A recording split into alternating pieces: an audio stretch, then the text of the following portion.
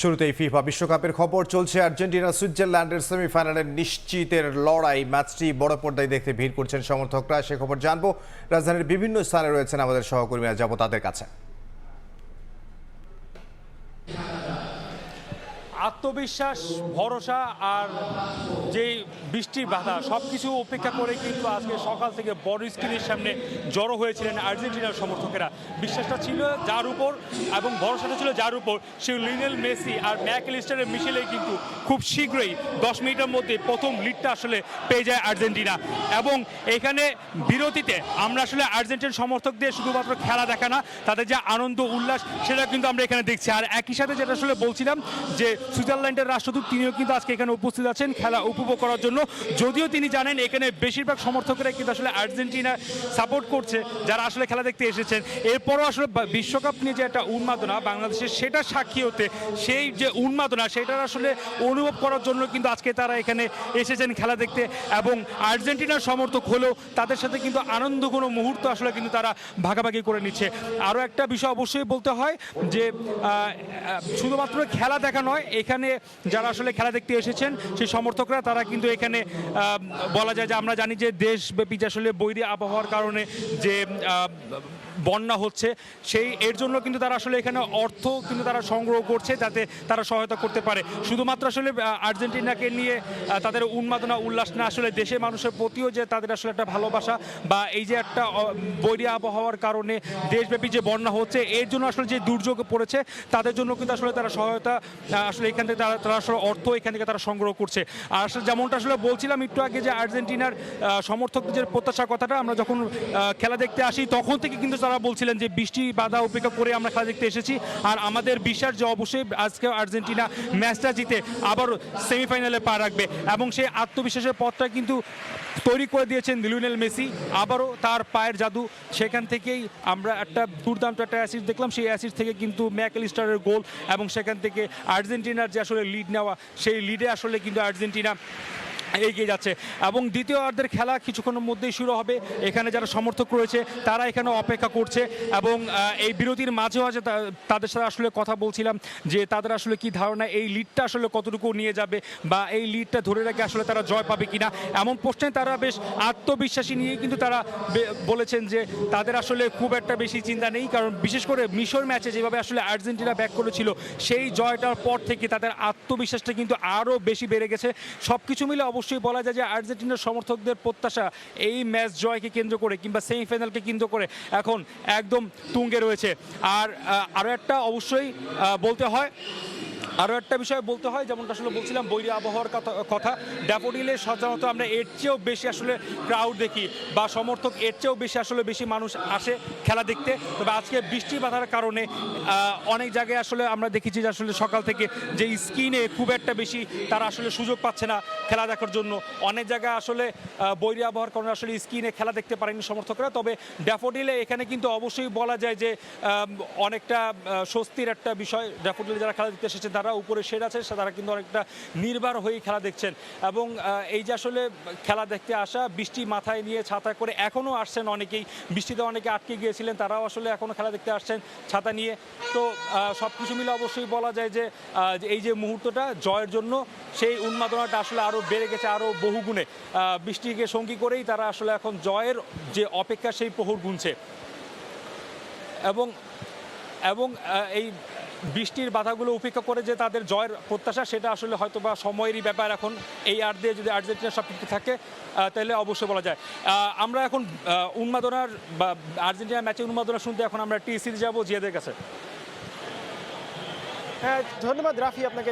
আমি এই মুহূর্তে রয়েছে ঢাকা বিশ্ববিদ্যালয়ের টিএসসিতে। সেখানে আসলে দর্শকদের যেভাবে আসলে উন্মাদনা রয়েছে আর্জেন্টিনা এবং সুইজারল্যান্ডের ম্যাচে, কিন্তু আর্জেন্টিনা 1-0 গোলে এগিয়ে থেকে বিরতিতে গিয়েছে। সেখানের দর্শকরা যেমন স্বস্তি রয়েছে, সেমনি কিন্তু আর্জেন্টিনা দলের জন্য কিন্তু অনেকটাই স্বস্তি, কারণ এই নকআউট পর্বে কিন্তু আর্জেন্টিনা প্রথম 2 ম্যাচ যেভাবে আসলে দর্শকদের নার্ভের বা পরীক্ষা নিয়েছেন, ধৈর্যের যে পরীক্ষা নিয়েছেন, এই ম্যাচটাই কিন্তু প্রথমার্ধে তেমন কোনো ধৈর্যের পরীক্ষা দিতে হয়নি দর্শকদের। সমর্থকরা এবং উল্লাস এবং উদ্দীপনা দিয়েই কিন্তু প্রথমার্ধটা শেষ করেছেন। তাদেরও প্রত্যাশা যে সেকেন্ড হাফটাও এইভাবেই কাটবে এবং তারা জয় নিয়ে ফিরবে। এবং যেটা বলছি যে দল টিএসসি সমর্থকরা কিন্তু অনেকটা উপেক্ষা করে ম্যাচটি দেখছেন। যেমনকি আকাশের অবস্থা খুবই খারাপ, বৃষ্টি পড়ছে সেই রাত থেকে সকালেও অনেক বৃষ্টি হয়েছিল। অনেকটা ছিল যে ম্যাচ দেখানো হবে কিনা সেটারও একটা শঙ্কা জেগেছিল, কিন্তু সেই শঙ্কা উড়িয়ে দিয়ে বা কাটিয়ে দিয়ে কিন্তু সমর্থকরা জায়ান্ট স্ক্রিনে টিএসসিতে খেলা দেখছেন এবং ম্যাচটি উপভোগ করছেন। আর্জেন্টিনার সমর্থকরা কিন্তু এসেছেন তারা প্রিয় দলের জার্সি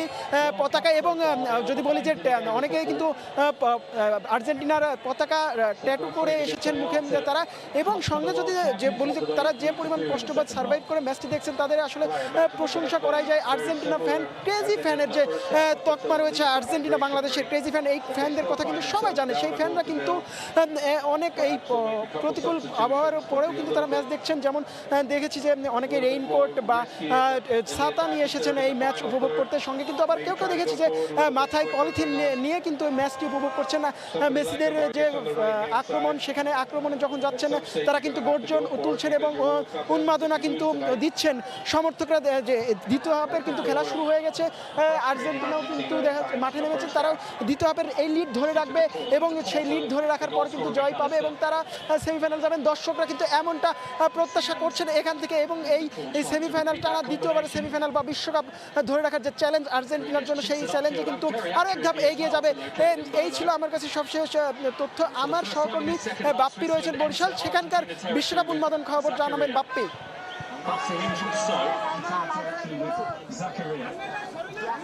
বাঙালির যে ফুটবল উন্মাদনার যে বিষয়টি সেটি কিন্তু আজ এই সকালবেলা বিশেষ করে বেশি পরিলক্ষিত হচ্ছে, কারণ বৃষ্টিকে উপেক্ষা করে বিশেষ করে বরিশালের যারা আর্জেন্টাইন সমর্থক রয়েছেন তারা কিন্তু জড়ো হয়েছেন বরিশাল বেলস পার্ক ময়দানে। আমরা কিন্তু সেই চিত্র আপনাদেরকে সরাসরি দেখানোর চেষ্টা করছি এবং সেই সকালবেলাতেই আমরা দেখেছিলাম যখন 7টাতে খেলা শুরু হয়েছিল, সেই বৃষ্টিকে উপেক্ষা করে আর্জেন্টাইন যারা সমর্থক রয়েছেন এই অঞ্চলের তারা কিন্তু ছাতা রেইনকোট নিয়ে কিন্তু জড়ো হয়েছিলেন এই বেলস পার্ক ময়দানে এবং সেখান থেকেই তারা সিটি কর্পোরেশনের আয়োজনে যে জায়ান্ট স্ক্রিনে খেলা দেখানো হচ্ছে সেটি কিন্তু তারা উপভোগ করছেন। আমরা বলে রাখি বরিশালের সিটি কর্পোরেশন বেলস পার্ক ময়দান ছাড়াও শহরের বিএম কলেজ, পাশাপাশি বরিশাল বিশ্ববিদ্যালয়ে কিন্তু এই মানে বিশ্বকাপ দেখানোর আয়োজন করা হয়েছে।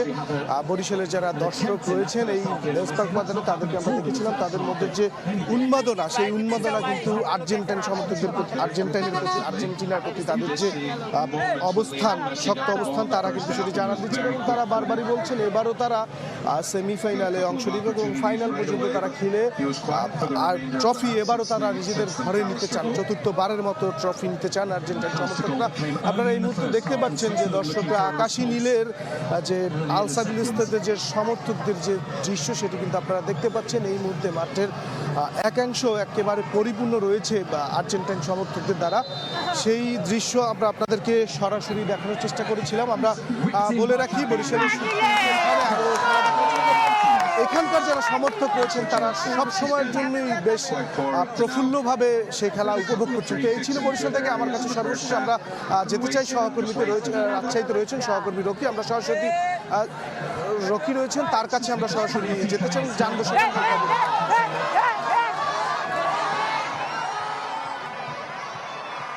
সুইজারল্যান্ডের বিপক্ষে আর্জেন্টিনা 1-0 গোলে এগিয়ে আছে।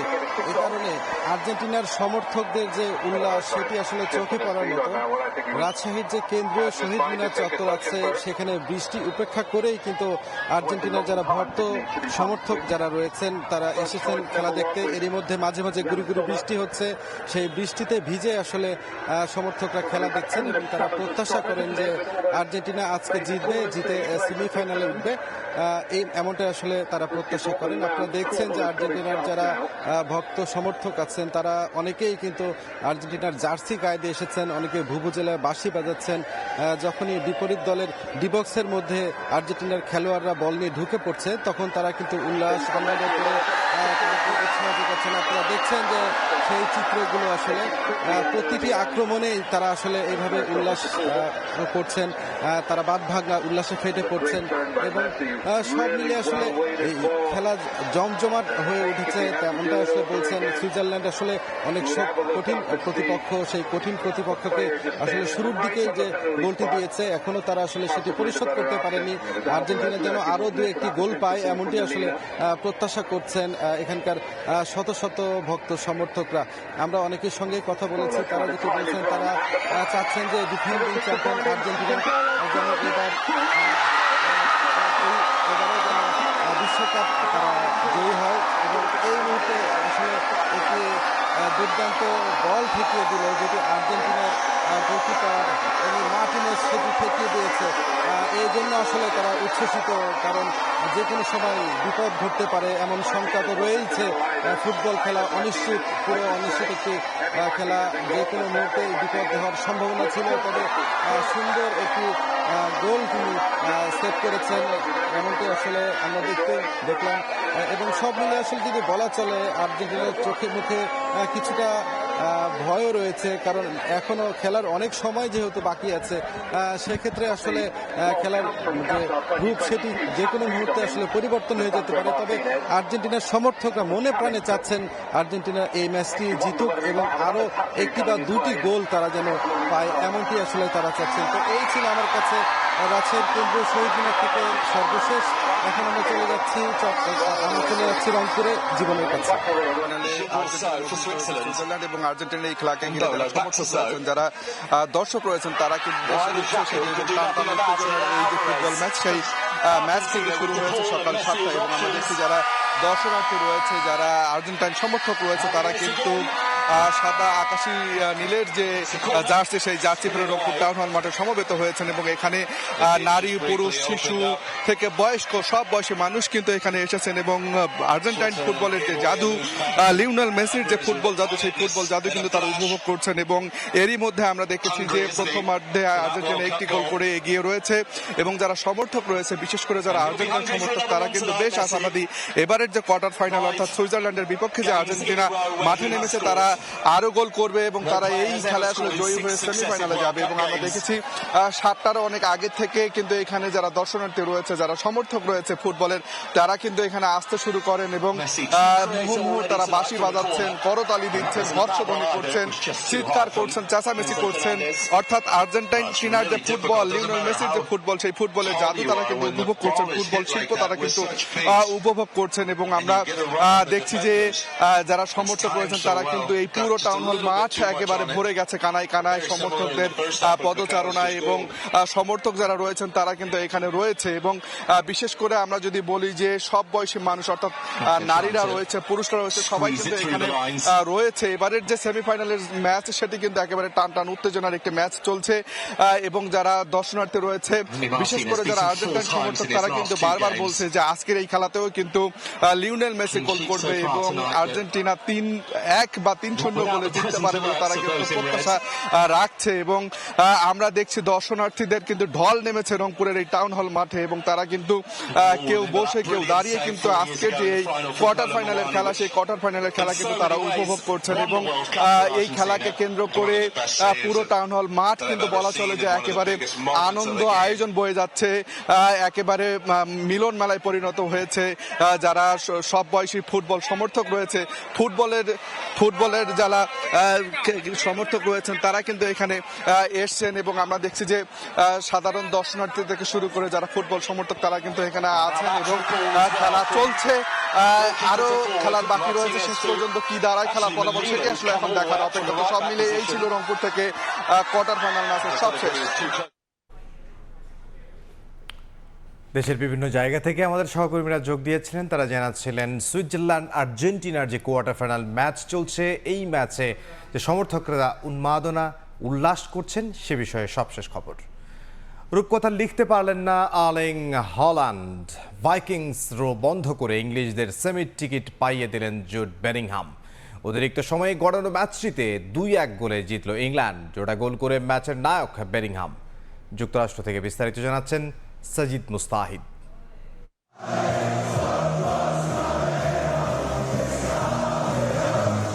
11 জুলাই। এই তারিখে 2018-তে বিশ্বকাপ সেমিফাইনাল আর 21-এ ইউরো ফাইনালে হেরেছিল ইংল্যান্ড। তবে 2026-এ এসে সেই জুজু কাটল থ্রি লায়নদের। নরওয়ের স্বপ্নযাত্রা থামিয়ে 8 বছর পর বিশ্বকাপের সেমিফাইনালে থ্রি লায়ন্স। ব্রাজিলকে হারিয়ে উঠতে থাকা নরওয়ে দেখছিল প্রথমবারের মতো সেমিফাইনালে খেলার স্বপ্ন। মায়ামিতে শুরুতে কিছু বিচ্ছিন্ন আক্রমণ করে দুদল।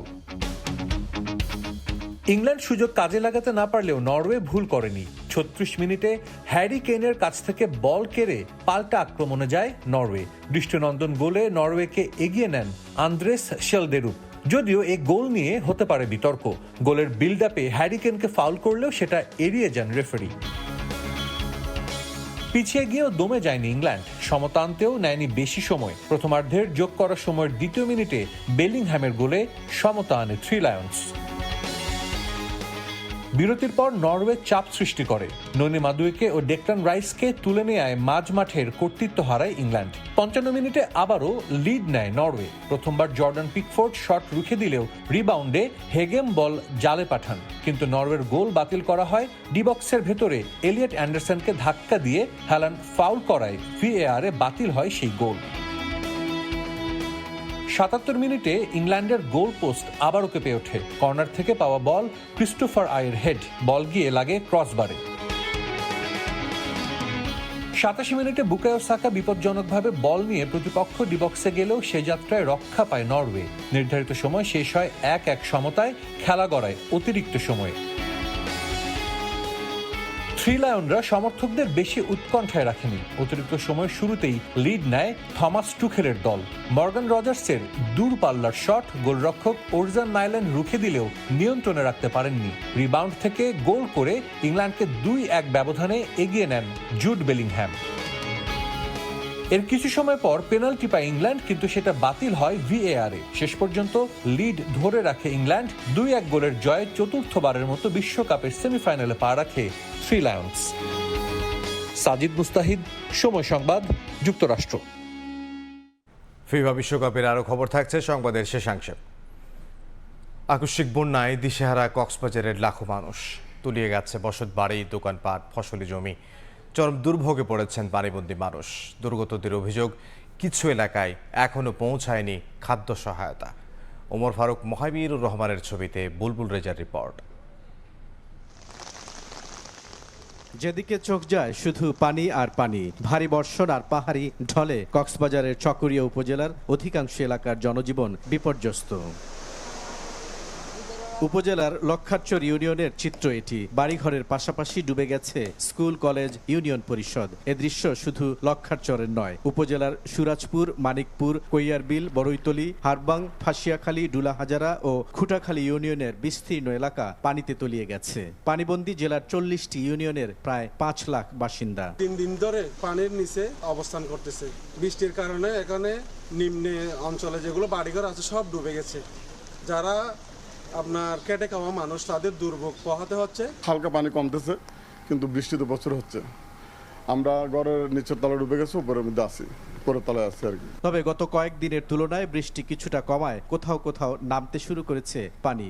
এখনো বেশিরভাগ এলাকার মানুষ পানিবন্দী। আজ পর্যন্ত এখনো কেউ আসে নাই, তবে এলাকাবাসী কিছু কিছু যারা বিত্তশালী, তারা কিছু কিছু ভাত বা অন্যান্য কিছু রান্না করে এলাকাবাসী থেকে দিচ্ছে। লক্ষারচর ইউনিয়নের বন্যা দুর্গতদের দাবি, প্রায় 1 সপ্তাহ পানিবন্দী হয়ে থাকলেও এখনো পৌঁছায়নি খাদ্য সহায়তা। বিশুদ্ধ পানি ও খাদ্য সংকটে ভুগছেন তারা। শুকনো খাবার দরকার মানুষের জন্য, বিশুদ্ধ পানি দরকার, এবং আপনার বন্যার কারণে যে রোগ ব্যাধিগুলো হয় এগুলোর প্রকোপ দেখা যাচ্ছে। রান্না বান্না করতে পারতেছে না মানুষ, এখন খুব কঠিন জীবনযাপন করতেছে। আমরা সরকারকে আহ্বান জানাবো, এই চকরিয়াকে বন্যা দুর্গত এলাকা ঘোষণা করি, যারা বন্যায় ক্ষতিগ্রস্ত তাদের পাশে এসে দাঁড়ানোর জন্য। জেলা পানি উন্নয়ন বোর্ডের তথ্য অনুযায়ী মাতামুহুরী নদীর পানি লামা পয়েন্টে এবং কক্সবাজারের চিরিঙ্গা পয়েন্টে বিপদসীমার নিচ দিয়ে প্রবাহিত হচ্ছে। কক্সবাজার জেলায় মোট 640টি আশ্রয়কেন্দ্র আছে, আমরা সবগুলো খুলে দিয়েছি। গতকালকে পর্যন্ত 20টি বা 25টি আশ্রয় কেন্দ্রে মানুষ আশ্রয় নিয়েছে। সরকারের পক্ষ থেকে কক্সবাজার জেলায় আমরা এ পর্যন্ত 450 মেট্রিক টন চাল এবং 30 লক্ষ টাকা পেয়েছি। আবহাওয়া অফিসের তথ্য বলছে শুক্রবার রাত পর্যন্ত গত 6 দিনে কক্সবাজার জেলায় 700 মিলিমিটারের বেশি বৃষ্টিপাত রেকর্ড করা হয়েছে। তবে বৃষ্টিপাত কমতে শুরু করেছে। এই অবস্থা চলতে থাকলে বন্যা পরিস্থিতির উন্নতি হওয়ার সম্ভাবনা রয়েছে। বুলবুল রেজা, সময় সংবাদ, চকরিয়া, কক্সবাজার। বন্যায় চট্টগ্রাম ও পার্বত্য অঞ্চলে দেখা দিয়েছে বিশুদ্ধ পানি ও খাবার সংকট। ক্ষতিগ্রস্ত প্রতিটি পরিবারে ত্রাণ সামগ্রী পৌঁছানোর নির্দেশ দিয়েছেন প্রধানমন্ত্রী তারেক রহমান। পরিস্থিতি মোকাবিলায় সমন্বিত পরিকল্পনা নেওয়া হয়েছে বলে জানিয়েছেন উপদেষ্টা মাহাদি আমিন। খরস্রোতে ভেসে গেছে লোকালয়, আতঙ্কে নির্ঘুম রাত কাটছে বানভাসীদের। পানিতে টইটুম্বুর 3 পার্বত্য জেলা রাঙামাটি, খাগড়াছড়ি ও বান্দরবান। এখনও বেশ কয়েকটি এলাকার ঘরবাড়ি পানিতে তলিয়ে, এমনকি পাহাড়ি ঢলে মহাসড়কের বিভিন্ন অংশ নিমজ্জিত থাকায় বান্দরবানের সঙ্গে সারা দেশের সড়ক যোগাযোগ বিচ্ছিন্ন রয়েছে। এছাড়া পাহাড় ধসের কারণে রুমা, থানচি, আলীকদম, লামা ও নাইক্ষংছড়ি সহ অধিকাংশ উপজেলার সঙ্গে সড়ক যোগাযোগ ব্যাহত হচ্ছে। বিদ্যুৎ সরবরাহ ও মোবাইল নেটওয়ার্ক সেবা বিঘ্নিত হওয়ায় জনদুর্ভোগ আরও বেড়েছে। বিভিন্ন আশ্রয় কেন্দ্রে প্রশাসনের পাশাপাশি রাজনৈতিক নেতারাও খাবার সরবরাহ করছেন। অসহায় নিরহর মতো পড়ে আছে, ঠিক মতন খাইতে পারতেছি না। দুর্যোগ প্রত্যাহার মন্ত্রণালয় এবং প্রধানমন্ত্রী কার্যালয় থেকে আমরা পর্যাপ্ত সহায়তা পেয়েছি এবং সেটা প্রপারলি উপজেলা ভিত্তিক আমরা বন্টন করে দিয়েছি। এদিকে বন্যায় আটকা পড়াদের উদ্ধারে চট্টগ্রামের সাতকানিয়ায় স্পিড বোট নামিয়েছে সেনাবাহিনী। এখন পর্যন্ত 650টি আশ্রয় কেন্দ্রে অবস্থান নিয়েছেন 25,000 মানুষ। শতভাগ বন্যা আক্রান্তদের ত্রাণ সহায়তা পৌঁছানো যাচ্ছে না বলে জানিয়েছেন দুর্যোগ ত্রাণ প্রতিমন্ত্রী। ওখানে ক্ষয়ক্ষতি বা আরও নতুন করে কোনো কিছু আমাদের সাহায্য দেওয়ার দরকার আছে কিনা সেটা পর্যবেক্ষণ করব বা ওইভাবে কাজ করব। মৌলভীবাজারের সার্বিক বন্যা পরিস্থিতি স্থিতিশীল রয়েছে। রাজনগর, কুলাউড়া ও কমলগঞ্জে এখনও পানিবন্দী সহস্রাধিক মানুষ। দুর্গত এলাকায় রয়েছে শুকনা খাবার ও বিশুদ্ধ পানির তীব্র সংকট। এছাড়া সিলেটেও নদ নদীর পানি বাড়ায় 537টি আশ্রয় কেন্দ্র প্রস্তুত রেখেছে প্রশাসন। ঝুঁকিপূর্ণ হিসেবে চিহ্নিত 160টি টিলা এলাকার বাসিন্দাদের সতর্ক করা হচ্ছে। আর দুদিন ধরে আমরা বান্দরপুরে আছি, আমরা গরু পানি রাজ্যের গরু দ্বারে বাড়ি ভেন্ডি লতা সম্পূর্ণ এবার তো নষ্ট হয়ে গেছে গিয়ে আমরা কোনো সবাই আছি সব। আবহাওয়া অফিস জানিয়েছে আগামী 24 ঘন্টায় চট্টগ্রাম সহ দক্ষিণ অঞ্চলে অতি ভারী বৃষ্টি কমে আসবে, তবে রংপুর ও ময়মনসিংহ বিভাগে ভারী বৃষ্টি হতে পারে। এদিকে বন্যা পূর্বাভাস ও সতর্কীকরণ কেন্দ্র জানিয়েছে 24 ঘন্টায় চট্টগ্রামের 5 জেলা সহ সিলেট বিভাগে বন্যা পরিস্থিতির উন্নতি হবে। ভারী বৃষ্টিপাতে উত্তরাঞ্চলে বাড়তে পারে পানি, তবে দেশে আপাতত বড় বন্যার শঙ্কা নেই। আগামী 24 ঘন্টা পর্যন্ত দেশের দক্ষিণ পূর্বাঞ্চলীয় পার্বত্য অববাহিকার বান্দরবান, কক্সবাজার, চট্টগ্রাম জেলার নদীগুলোর পানি সমতল কিছুটা ধীর গতিতে হ্রাস পেতে পারে এবং এর ফলে বন্যা পরিস্থিতি ধীর গতিতে উন্নতি হতে পারে। এদিকে বন্যায় ক্ষতিগ্রস্ত প্রতিটি পরিবারে ত্রাণ সামগ্রী পৌঁছানোর নির্দেশ দিয়েছেন প্রধানমন্ত্রী তারেক রহমান। তেজগাঁওয়ে প্রধানমন্ত্রীর কার্যালয়ে উপদেষ্টা মাহাদি আমিন জানান, বন্যা পরিস্থিতি মোকাবিলায় সমন্বিত পরিকল্পনা নেওয়া হয়েছে। মাননীয় প্রধানমন্ত্রী ইতিমধ্যে অর্থনৈতিক অনুদান নিশ্চিত করেছেন। আপনারা নিশ্চয়ই অবগত রয়েছেন, প্রায় 2 কোটি টাকার উপরে খুব দ্রুত গতিতে সাধারণ মানুষের কাছে পৌঁছে দিয়েছেন। বিভিন্ন ধরনের ত্রাণ সামগ্রী প্রতিটি পরিবারের কাছে পৌঁছে দেওয়ার উদ্যোগ গ্রহণ করেছেন। যাদের ঘর বাড়ি বিলীন হয়ে গিয়েছে তাদের প্রায় প্রতিটি পরিবারের কাছে চাল পৌঁছে দেওয়ার জন্য যে অবিরত প্রচেষ্টা সেটা অব্যাহত রয়েছে। প্রধানমন্ত্রীর উপদেষ্টা জানান, দুর্গত এলাকায় সেনাবাহিনী, বিজিবি ও কোস্টগার্ড কাজ করছে। পাঠানো হয়েছে মেডিকেল টিম। সরকারের এই সমন্বিত উদ্যোগের মাধ্যমে আমরা চাই যারা ক্ষতিগ্রস্ত হয়েছেন তারা যেন একটু স্বস্তির নিঃশ্বাস ফেলতে পারেন। সাহাল আব্দুল্লাহ, আলভি, সময় সংবাদ। সরকার প্রধান হিসেবে প্রথমবারের মতো কাল বরিশাল সফরে যাচ্ছেন প্রধানমন্ত্রী তারেক রহমান। অংশ নেবেন বৃক্ষরোপণ, খাল খনন কার্যক্রম এবং দলীয় সাংগঠনিক সভায়। তার সফরকে কেন্দ্র করে জেলা জুড়ে সাজ রব গড়ে তোলা হয়েছে বিশেষ নিরাপত্তা বলয়। অবকাঠামো শিল্পায়ন নিয়ে সরকার প্রধানের ইতিবাচক ঘোষণার অপেক্ষায় আছেন অবহেলিত দক্ষিণাঞ্চলের মানুষ। সুমন হাসান ও সুজয় দাসের ছবিতে অপূর্ব রিপোর্ট। প্রধানমন্ত্রী বিএনপি চেয়ারপারসন তারেক রহমানকে স্বাগত জানাতে গত 1 সপ্তাহ ধরেই বরিশালে আনন্দ মিছিল হচ্ছে। বিএনপি ও সহযোগী সংগঠনের নেতাকর্মীরা মিছিল মিটিং করছেন। সোমবার বরিশালে সফর করবেন তারেক রহমান। হাইকমান্ডের নির্দেশে কোনো তরুণ বাড়তি ব্যানার ফেস্টুন টাঙানো হচ্ছে না অর্থ অপচয় রোধে, কিন্তু প্রধানমন্ত্রীর বরিশাল সফর সুশৃঙ্খল আনন্দ ঘন করতে প্রস্তুতিতে দম ফেলার যেন ফুরসত নেই মাঠ প্রশাসন ও দলীয় নেতাকর্মীদের। আগামীকাল সকালে তারেক রহমান সড়ক পথে প্রথমে গৌরনদীতে, দুপুরে নগরীর 30 গোডাউন বধ্যভূমি সংলগ্ন সাগরদী খালের পাড়ে বৃক্ষরোপণ কর্মসূচি, এরপর যোগ দেবেন জেলা শিল্পকলা একাডেমিতে দলীয় সাংগঠনিক সভায়। অধীর আগ্রহে তার আগমনের অপেক্ষা আছে এবং উনি বৃক্ষরোপণ কর্মসূচি দিয়েছেন। আমরা সেখানে সব ধরনের প্রস্তুতি রেখেছি। চলতি বছরের 4 ফেব্রুয়ারি বরিশালে নির্বাচনী জনসভায় এ অঞ্চলের উন্নয়নের যে আশ্বাস দিয়েছিলেন, এবার সরকার প্রধান হিসেবে সেগুলোর বাস্তবায়নের দিকেই তাকিয়ে আছেন বরিশালবাসী। নেতাকর্মীরা বলছেন বিভিন্ন মেগা প্রকল্পের ঘোষণা আসতে পারে প্রধানমন্ত্রীর পক্ষ থেকে। আমাদের বরিশালের যে অর্থনৈতিক চাকাটা, সেই চাকাটা যাতে সচল হয়, তার এই আশাটা, এটাই বরিশালের ভাগ্যের চাবিকাঠি বলে আমি মনে করি। সারা বরিশাল মানুষ ওদের আগ্রহে অপেক্ষা করছে, তারা উদ্দীপ্ত, তারা উজ্জীবিত। দীর্ঘদিন যাবৎ বরিশালবাসীর যে সমস্যা, সেই সমস্যাগুলো নিরসনে মাননীয় প্রধানমন্ত্রী এবারের আগমনেই তার প্রতিশ্রুতি বাস্তবায়নের উদ্যোগ শুরু করবেন। প্রধানমন্ত্রীর সফরকে ঘিরে জেলা জুড়ে 4 স্তরের কঠোর নিরাপত্তা বলয় গড়ে তোলা হয়েছে জানিয়েছে আইন শৃঙ্খলা বাহিনী। সমন্বয় করে এবং এসএসএফ এর দেয়া সমস্ত নির্দেশনা, পরামর্শ সবকিছুকে মাথায় রেখে আমাদের নিরাপত্তা পরিকল্পনা আমরা গ্রহণ করেছি। সরকার প্রধানের দায়িত্ব নিয়ে তারেক রহমান দেশ জুড়ে কর্মসূচির অংশ হিসেবে বরিশালে 410 কিলোমিটার খাল খননের উদ্যোগ নেয় পানি উন্নয়ন বোর্ড। খননকৃত খালে এখন স্বাভাবিক পানির স্রোত এসেছে, আর এসব খালের 2টি স্পটে বৃক্ষরোপণ করে মানুষের মাঝে ব্যাপক সচেতনতা ছড়িয়ে দিতে চাইছেন খোদ প্রধানমন্ত্রী নিজেই।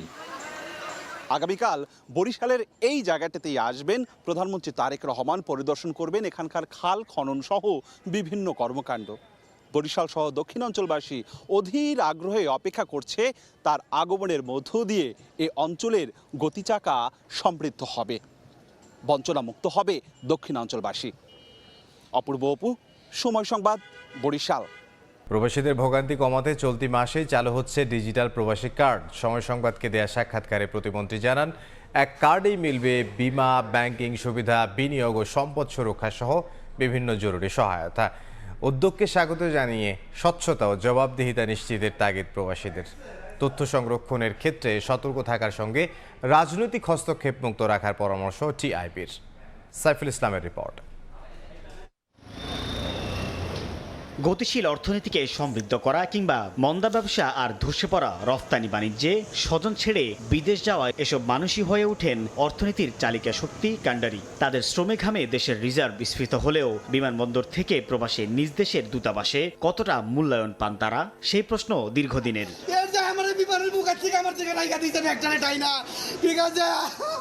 এবার এই রেমিটেন্স যোদ্ধাদের ভোগান্তি কমাতে চলতি মাসেই প্রবাসী কার্ড চালু করতে যাচ্ছে সরকার। প্রবাসী কল্যাণ প্রতিমন্ত্রী জানান, এতে বন্ধ হবে বিমানবন্দরে হয়রানি, অগ্রাধিকার পাবেন দূতাবাসে, মিলবে নানা জরুরি সেবা। ব্যাংকের পেমেন্ট গেটওয়ে যুক্ত করে প্রবাসী কার্ড দেওয়া হবে এবং সেটা আশা করি মাসের মধ্যে হয়তো শুরু হতে পারে। এয়ারপোর্টে তাদের কাঙ্ক্ষিত সেবা থেকে শুরু করে বিভিন্ন সার্ভিস পাওয়ার ক্ষেত্রে অগ্রাধিকার পাবে, দূতাবাসগুলোতে গেলেও তাদের অগ্রাধিকার পাবে।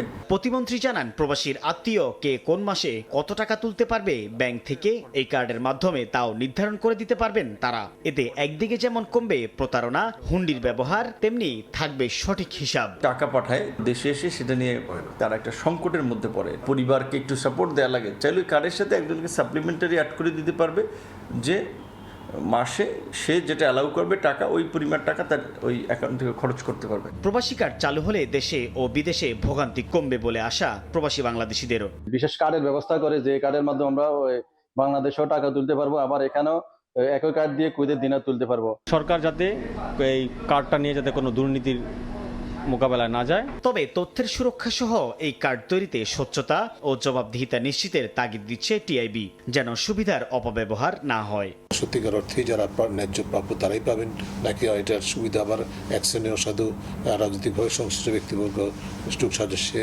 এটার মধ্যে আবার অনিয়ম প্রতিষ্ঠা করবে, এই ধরনের বিষয়গুলো দেখা দরকার। সমাজ ও স্থানীয় সরকারি বেসরকারি অফিসে যেন এই কার্ডের মূল্যায়ন নিশ্চিত করতেও সরকারকে উদ্যোগী হওয়ার পরামর্শ সংশ্লিষ্টদের। সাইফুল ইসলাম, সময় সংবাদ, ঢাকা। রফতানি আয়ের লক্ষ্যমাত্রা পূরণ হয়নি গেল অর্থবছরে, হয়নি আগের অর্থবছরের সমান আয়ও। এমন নেতিবাচক অবস্থার মধ্যেই গেল জুনে পাট ও পাটজাত পণ্য থেকে রফতানি আয় বেড়ে ৭৬% বেশি, প্রায় ৫০% করে প্রবৃদ্ধি হয়েছে চামড়া, কৃষিজাত প্রকৌশলী পণ্যের রফতানির আয়। জাহাজ রফতানি থেকে আয় বেড়েছে প্রায় ৭০০%। গেল অর্থবছরে পণ্য রফতানি থেকে আয়ের প্রত্যাশা পূরণ না হলেও উচ্চ প্রবৃদ্ধি অর্জন করে চমক দেখিয়েছে বেশ কয়েকটি খাত। বাংলাদেশ রফতানি উন্নয়ন ব্যুরো ইপিবির পরিসংখ্যানে দেখা গেছে গেল অর্থবছরের শেষ মাস জুনে বাংলাদেশের সোনালী আঁশ, পাট ও পাটজাত পণ্য থেকে রফতানি আয় এসেছে $9.3 কোটি, যা আগের অর্থবছরের তুলনায় ৭৬.৬% বেশি। এ সময় ৫০% কাছাকাছি যেসব খাতের আয় বেড়েছে তার মধ্যে এগিয়ে চামড়া ও চামড়াজাত পণ্য। এ খাত থেকে গেল মাসে আয় এসেছে $12.৮ কোটি, যা এক বছর আগের তুলনায় ৪৭.৬৮% বেশি। গেল মাসে ৪৬.৭৭% প্রবৃদ্ধি হয়েছে কৃষিজাত পণ্য রফতানির আয়। এ খাত থেকে এসেছে $৮.৯৬ কোটি। এ সময় প্রকৌশল পণ্য রয়েছে $৫.৪০ কোটি। বছর ব্যবধানে বেড়েছে ৪৪.৭৪%। জিনাতারা জশোয়া, সময় সংবাদ, ঢাকা। নানা প্রকল্পে আধুনিকায়ন হয়েছে সিলেট নগরীর, তবে বদলায়নি ট্রাফিক ব্যবস্থা।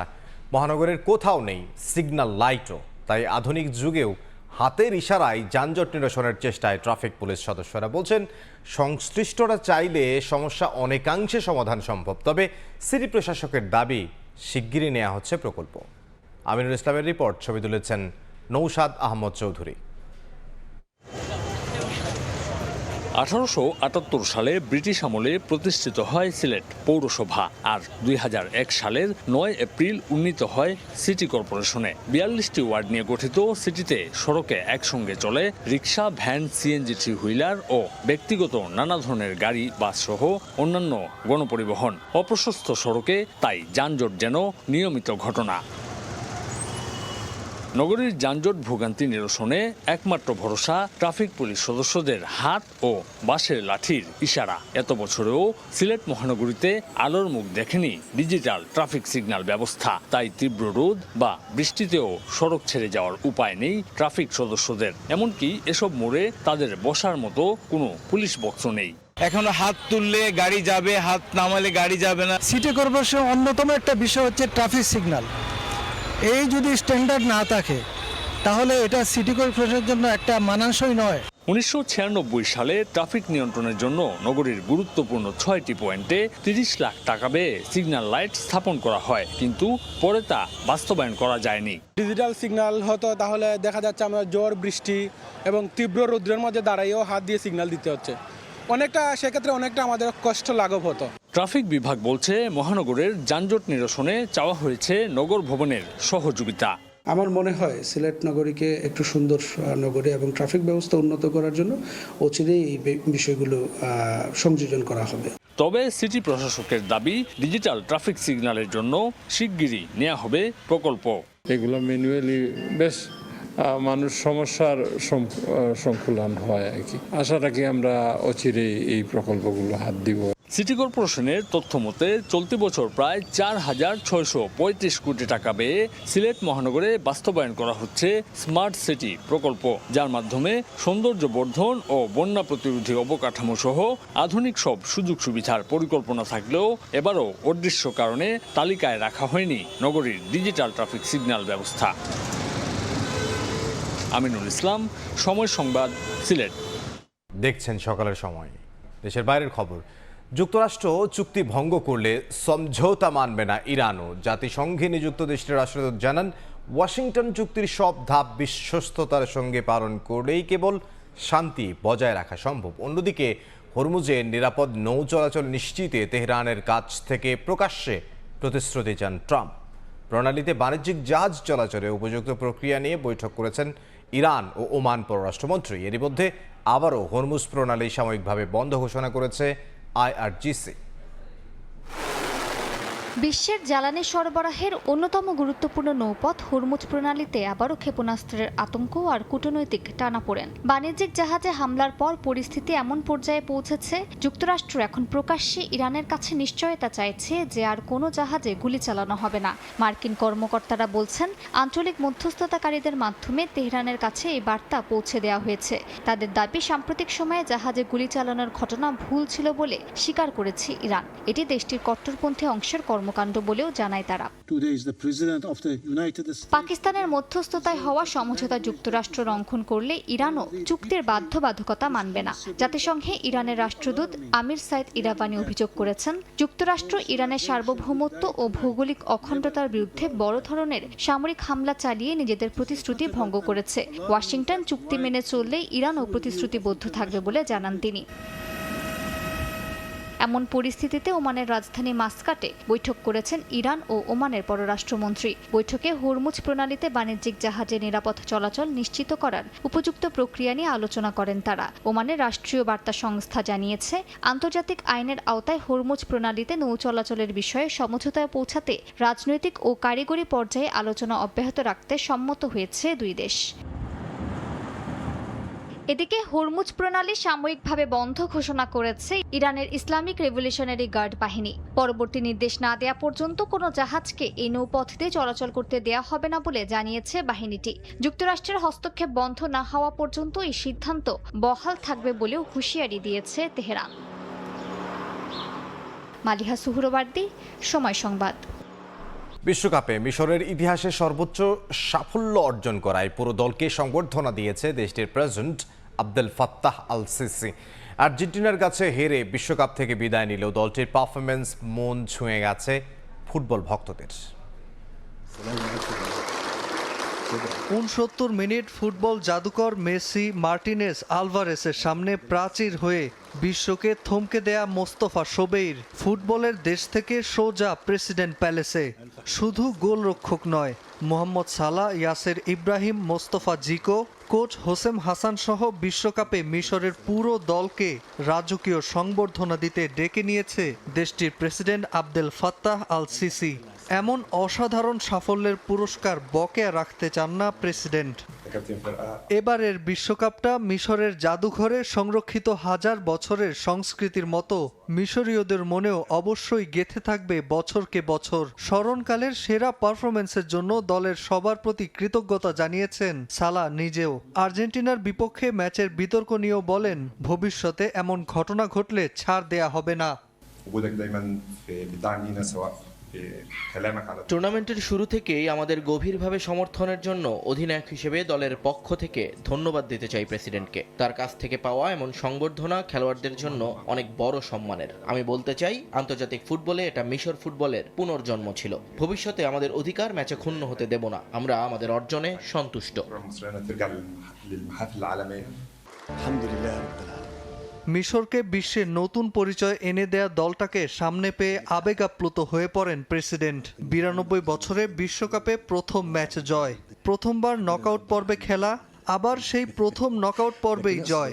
আর আর্জেন্টিনার বিপক্ষে ম্যাচটা সে যেন কাতার বিশ্বকাপের ফাইনালের থ্রিলারকেও হার মানায়। প্রেসিডেন্ট জানান, বিশ্ব মাতানো মিশরের খেলা উপভোগ করেছে পৃথিবীর সবাই। মিশর যা খেলেছে তা সত্যিই অবিশ্বাস্য। আমরা খেলোয়াড়দের প্রতি কৃতজ্ঞ এবং সবাইকে ধন্যবাদ দিতে চাই। খেলোয়াড়রা আমাদের গর্বিত করেছে, বিশ্ববাসীর সামনে নতুন এক পরিচয় এনে দিয়েছে। আমরা দেশবাসী আনন্দিত এই অর্জনে। সৃষ্টিকর্তার প্রতি কৃতজ্ঞতা জানাই, ওরা নিরাপদে দেশে ফিরেছে। এবারের বিশ্বকাপের বিউটি অফ ফুটবল বলা যেতে পারে মিশরকে।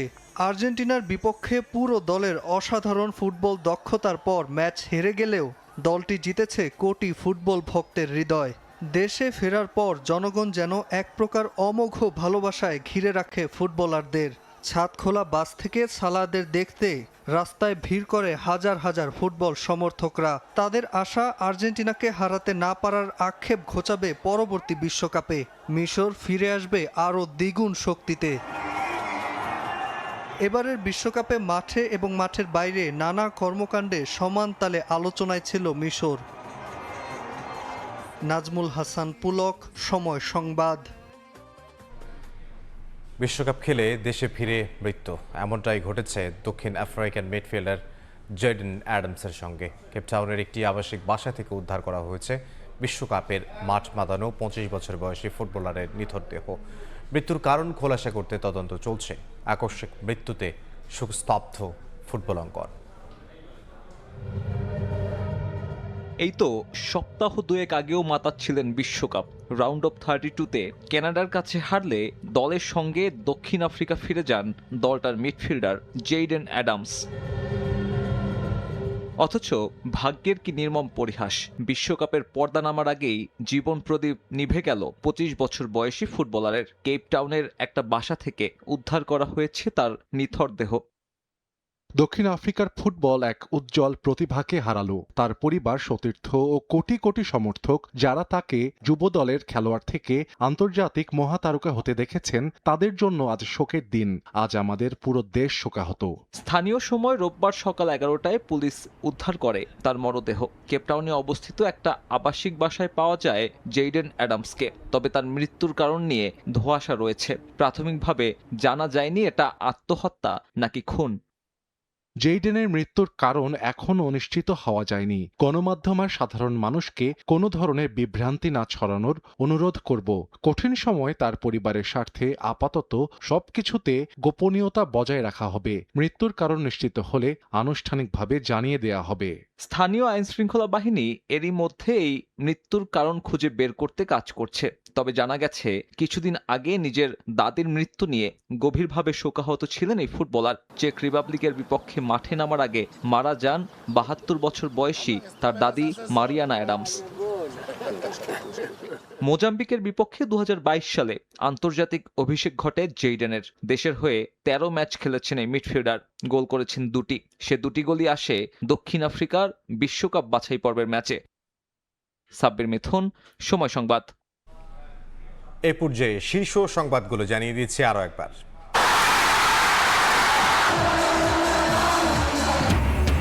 এডোয়ে নৈপুণ্যে সুইচ শিবিরে উচ্ছ্বাস, আর্জেন্টিনার সঙ্গে 1-1 সমতা। এমবোলার লাল কার্ডে 10 জনের দলে পরিণত সুইজারল্যান্ড। নরওয়ের স্বপ্নযাত্রা থামালো ইংল্যান্ড।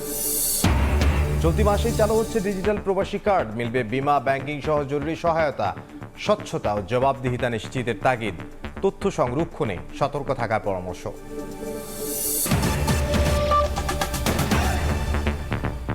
এই ছিল সকালের সময়ে। বিশ্বকাপ ফুটবলের মহাযজ্ঞ সরাসরি সম্প্রচার করছে সময় টেলিভিশন। দেখতে চোখ রাখুন সময়ের পর্দায়। এরপর আন্তর্জাতিক সময় নিয়ে সঙ্গে থাকবেন সহকর্মী কাজল আব্দুল্লাহ। ধন্যবাদ। আন্তর্জাতিক সময় নিয়ে আসছি কিছুক্ষণ পরে, সঙ্গে থাকুন সময়ের।